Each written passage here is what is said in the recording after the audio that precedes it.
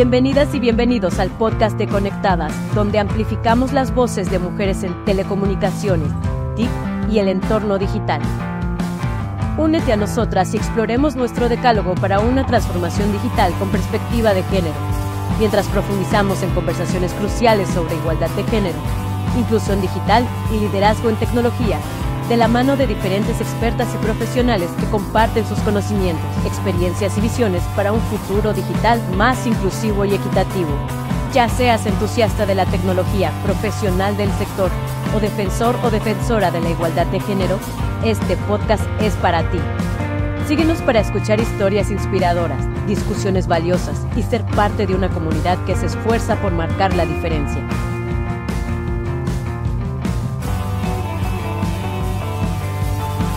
Bienvenidas y bienvenidos a Conectadas, el podcast que aborda la transformación digital de México con perspectiva de género. En cada uno de estos episodios vamos a abordar uno de los 10 ejes fundamentales para un ecosistema digital igualitario entre mujeres y hombres en nuestro país.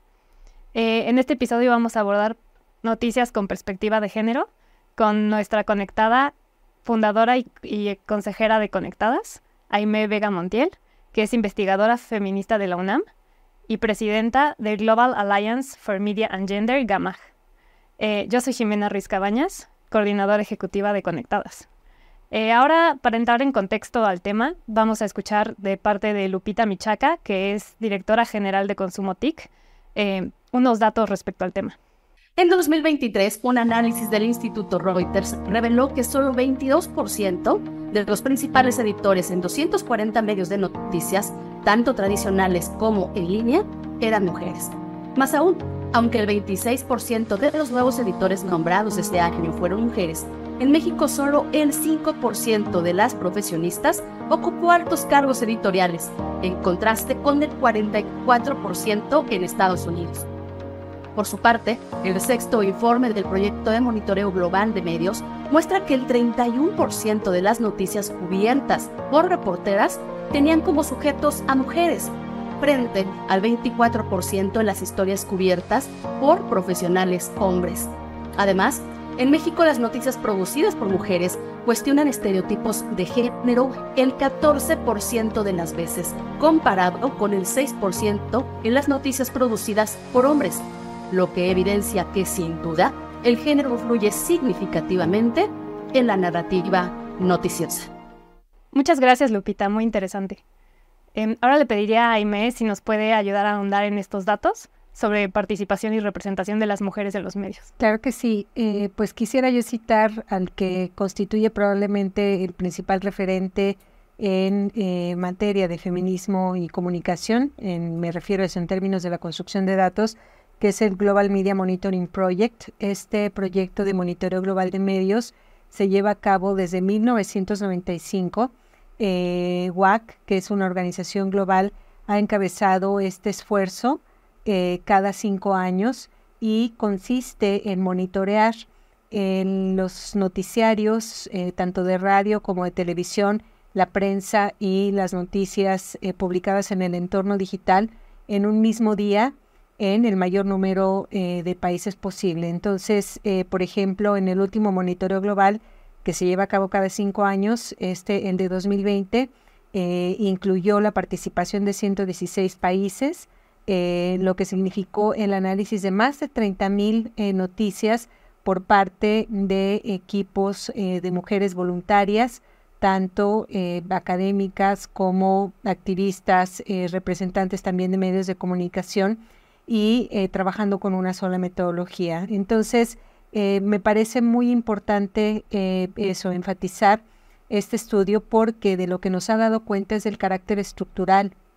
de la desigualdad de género en el ámbito de las noticias. El primer monitoreo global, que se llevó a cabo en 1995, mostraba que apenas el 18% de las fuentes de información en las noticias en todos los países que se incluyeron en ese primer monitoreo tenían como fuentes de información a mujeres, pero la situación no ha mejorado mucho, dado que en el más reciente monitoreo, el de 2020, ese porcentaje se incrementó apenas el 24-25%, es decir, no ha habido un cambio significativo en en el trabajo que hacen estas industrias por favorecer una representación de las mujeres como participantes activas en la esfera pública. No obstante, tuvimos en el medio la pandemia, ¿no? Donde hubo muchísima información relacionada con este virus, donde vimos la voz de personas expertas en los noticieros de televisión, pero el mayor porcentaje de quienes eran consultados como expertos en esta materia eran hombres. Entonces, el problema, de nueva cuenta, es un problema estructural. Con estos datos de base, lo que nos dice el Global Media Monitoring Project es que tomará más de 60 años el alcanzar la igualdad de género en la representación en las noticias. Es decir, aspiramos, de acuerdo al GMP, a este monitoreo, a que las mujeres sean representadas en igualdad de condiciones en las noticias en por lo menos 60 años. Ahora, ¿qué es lo que nos señala las noticias en términos de esa representación? Que el mayor porcentaje de mujeres que son representadas en las noticias lo hacen como Vox Populi, es decir, en un muy menor porcentaje las mujeres son representadas como agentes de cambio social, me refiero a eso, como políticas, como expertas en materia económica, como transformadoras de la vida social, y las mujeres son representadas más en aquellos tipos de noticias vinculadas con la vida cotidiana, lo cual nos habla también de la forma como estos noticiarios y este género de comunicación que son las noticias encuadran a las mujeres no como protagonistas del cambio político y social. Qué bueno que tocas ese tema, es impresionante los datos que das y tristes, realmente tristes. Pero ya que te encaminaste en cómo influyen y cómo se representan, me gustaría preguntarte cómo influyen los estereotipos de género en la representación de las mujeres y cómo impacta a la percepción pública de las mujeres. Bueno, aquí quisiera yo mencionar que desde la academia, teóricas feministas desde por lo menos los años 60 han elaborado categorías teóricas para nombrar esta desigualdad en la representación de las mujeres en los medios. Categorías como estereotipos sexistas o como the male gaze, que se traduce en la mirada masculina y que justamente encabezados por autoras como Laura Mulvey, denuncian la forma en la cual las mujeres son encuadradas bajo los mismos estereotipos sexistas en todos los contenidos de los medios. Y entonces cuando ella se pregunta por qué razón vemos esta repetición o esta reiteración, y ella concluye que es porque estas producciones están encabezadas por hombres, es decir, y en efecto, en estudios que hemos hecho aquí en México, hemos demostrado que las mujeres no acceden ni participan plenamente en los sectores de radiodifusión, de la prensa y de otras industrias culturales en nuestro país. El mayor porcentaje de trabajadores en todas las áreas vinculadas con la producción de medios de comunicación son ocupadas por hombres, y esto nos ayuda a entender por qué razón hay una reiteración en retratar a las mujeres bajo estas formas estereotipadas. Otra categoría que nos ha sido muy útil para denunciar este carácter sexista de los medios de comunicación es la de aniquilación simbólica. La socióloga Gay Tuchman nos habla de cómo bajo estas representaciones lo que los medios en realidad encubren es una invisibilidad, o como ella lo menciona, una aniquilación simbólica de la ciudadanía de las mujeres, puesto que no se les representa en el ejercicio del poder, ¿no? De su poder como ciudadanas, no se les representa en el ejercicio de sus derechos, sino se les representa siempre subordinadas al poder masculino. Entonces, tú preguntas, ¿cómo se transfieren estos contenidos a la sociedad? Pues impactan definitivamente en la forma como es vista la ciudadanía de las mujeres desde la sociedad. En efecto, el que veamos a las mujeres despojadas de poder, que no veamos mujeres protagonistas de la vida política y social, influye en la percepción social que domina acerca de que las mujeres viven una ciudadanía de segunda, ¿no? Es decir, eso, que quienes encabezan la transformación social en el país y en el mundo son los hombres. Entonces, no es un asunto menor. Hemos documentado todas estas dimensiones en distintos estudios que hemos encabezado en la Universidad Nacional Autónoma de México y que nos demuestran que sí, como lo señalan Caroline Byerly y Karen Ross, los medios de comunicación constituyen el brazo cultural del patriarcado. Si entendemos al patriarcado como esta estructura política y social que sostiene, que alienta, que promueve la desigualdad entre mujeres y hombres, donde los medios de comunicación y las industrias culturales fungen como como brazo cultural que transfiere estas representaciones, estas nociones, estos discursos, estas prácticas a la sociedad. Ok, claro, como la mujer estrictamente en esfera privada, ¿no? Como otra vez esta representación. ¿Puedes mencionar algunos ejemplos concretos o...? Sí, claro. A ver, digamos, y no solo en el ámbito de las noticias, en la universidad hicimos un estudio integral, eso que iniciamos en el año 2006, sobre la representación de la violencia contra las mujeres y las niñas en la agenda mediática en México. Y nos dimos a la tarea de analizar la programación de radio, televisión, prensa, revistas y páginas de internet en México. Eso, nada más pongo un dato aquí. En el caso de la televisión analizamos 544 horas de programación, programación emitida por los 5 canales de televisión de cobertura nacional y de mayor rating en México, de lunes a viernes, de 6 de la mañana a 11 de la noche. Y analizamos toda la programación, no solamente los programas de noticias, sino también programas de entretenimiento, programas de ficción, de debate, la publicidad. Analizamos también las caricaturas, por ejemplo, y lo que nos encontramos o lo que concluimos es que esta desigualdad o digamos esta estereotipación se traduce en formas específicas de violencia contra las mujeres, así lo hemos nombrado desde el feminismo, y que no se trata de hechos aislados, sino que se trata de un problema estructural. Si vemos esta reiteración de las mujeres representadas, tú lo mencionabas muy bien, ¿no? Las mujeres asociadas al espacio doméstico, ¿no? La domesticidad como paradigma de representación de las mujeres, pensemos eso en el discurso de las telenovelas, de las series, de los propios programas de concurso y de entretenimiento.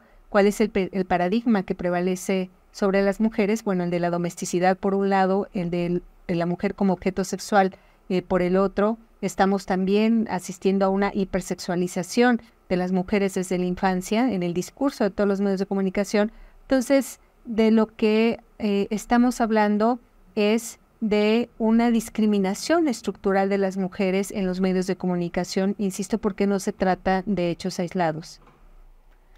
Exacto, perfecto. Muchas gracias, Aimee. Es una respuesta muy amplia y muy ejemplificativa y nos deja muy en claro cómo la baja representación de las mujeres y representación estereotipada de las mujeres en los medios, en las noticias específicamente. Quiero preguntarte después, ¿qué medidas concretas podrían tomar las instituciones públicas y privadas, específicamente o particularmente los medios de comunicación, para hacer frente a esta desigualdad?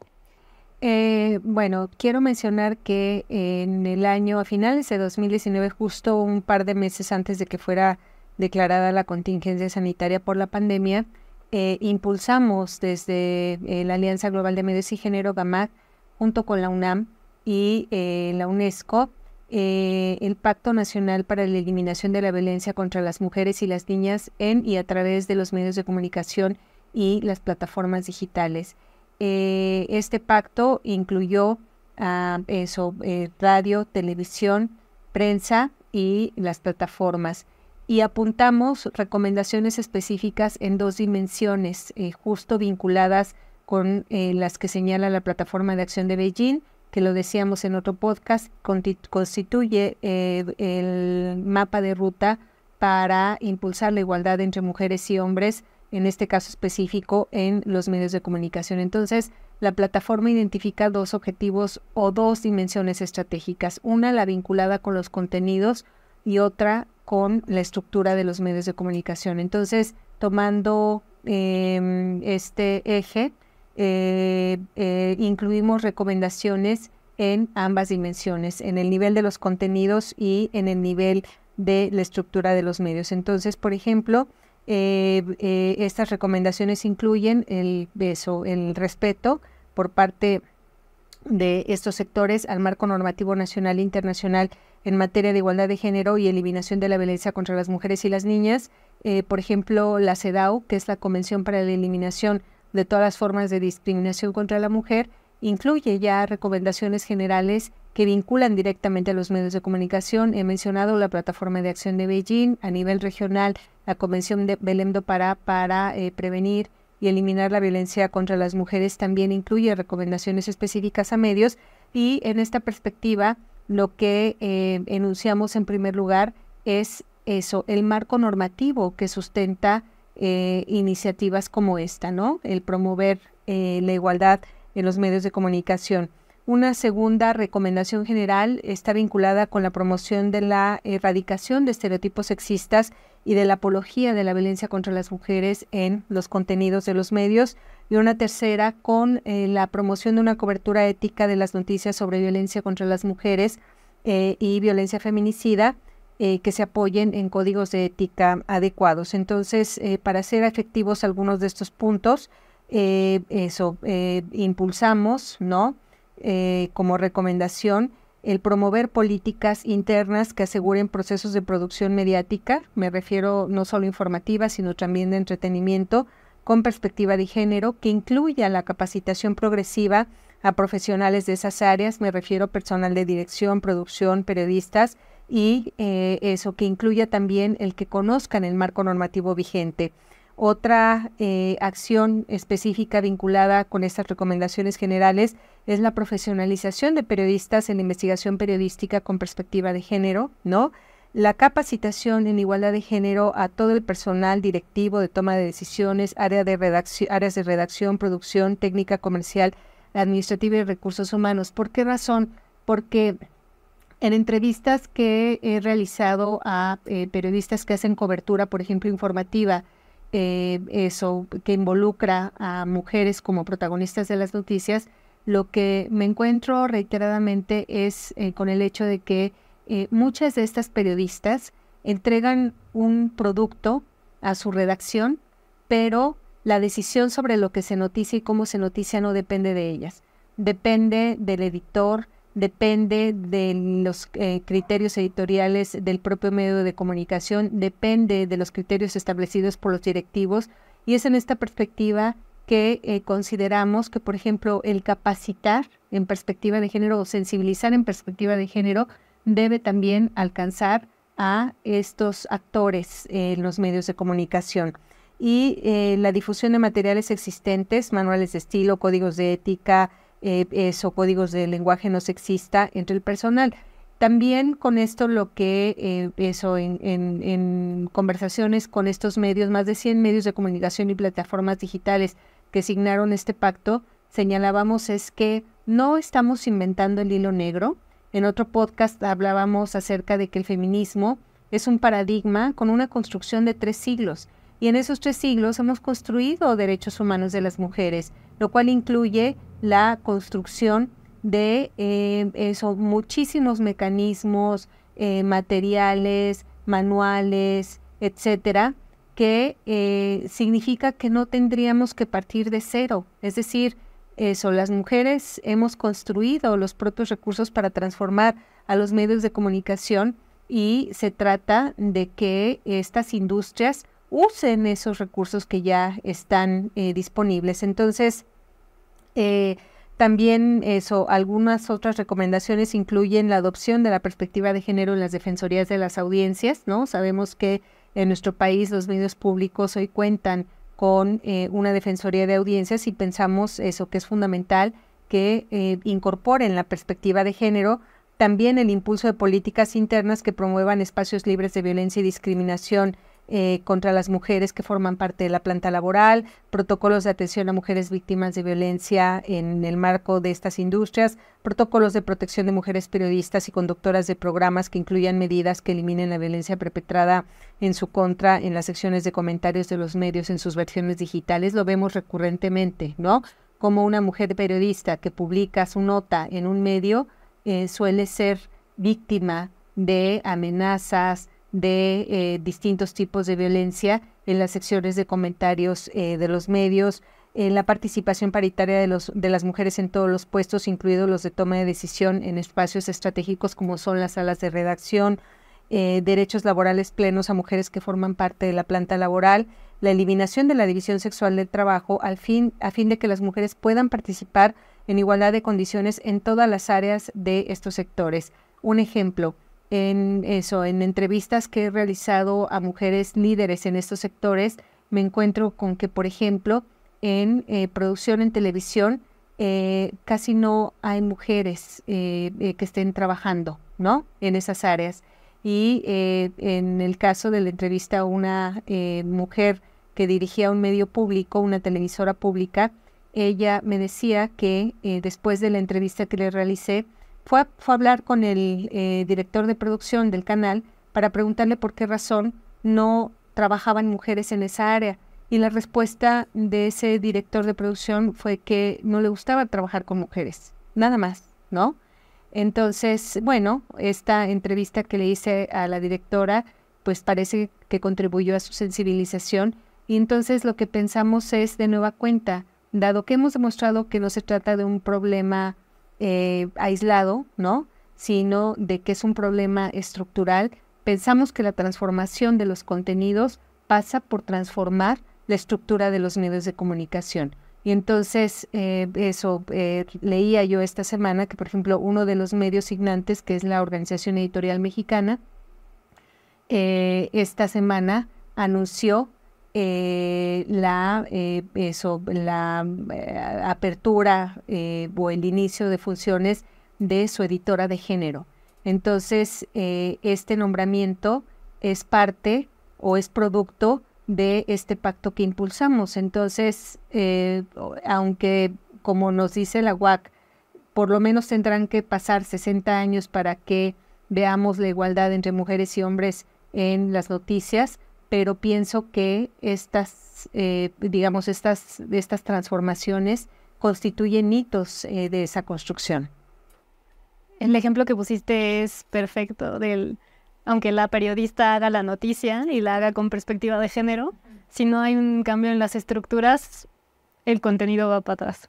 Entonces es impresionante esta correlación entre los dos ejes que plantearon sobre las recomendaciones, ¿no? O sea, la cuestión de los contenidos y la cuestión de las estructuras. Así es. Y cómo están relacionadas, son interdependientes. Así es, definitivamente. Y esto, digamos, esta es una postura feminista, ¿no?, que es el asumir que la transformación de la sociedad, que la transformación del Estado y de las instituciones demanda una mirada holística, una mirada integral, que no apunte solamente a una dimensión. Insisto, si queremos transformar los contenidos, tenemos que mirar a la estructura y también hacer vínculos con las audiencias. Tenemos que conocer cómo se relacionan las audiencias con estos contenidos. Por ejemplo, de qué manera influyen estas coberturas informativas sobre la violencia contra las mujeres, sobre la violencia feminicida, en la percepción social que existe sobre este problema, ¿no? Vemos una banalización repetida por parte de muchísimos medios de comunicación, ahora en redes sociales, ¿no? Como una y otra vez se reitera la publicación de imágenes de las víctimas que hacen apología de la violencia contra las mujeres, y ese tipo de contenidos, ese tipo de coberturas se transfieren a la sociedad.